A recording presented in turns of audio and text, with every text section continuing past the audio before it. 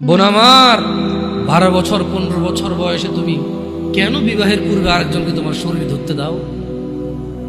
আর যুবক ভাই আমার, কি বলিস কি তুই? এই পৃথিবী আর পৃথিবীতে যা আছে এর চেয়ে মূল্যবান হচ্ছে এই মেয়েটা। তো এরকম মূল্যবান একটা জিনিস ওর ধরে ছুঁয়ে তুই ওকে ওর মূল্য কমিয়ে দিবি? এত বড় জুলুম ওর প্রতি তোর! তুই আল্লাহকে ভয় করিস না তাই বলে এতটা? কি বলিস তুই? তুই কি কারো গাড়ির গ্লাস ভাঙছিস জীবনে? না। কেন? ওর লস হবে। তুই কি কোনোদিন কোনো মানুষকে ঘুষি দিছিস? না। কারণ তাহলে ও বেচারা কষ্ট পাবে। তুই কি জীবনে কারো পেটে ছুরি ঢুকাই দিছিস? না।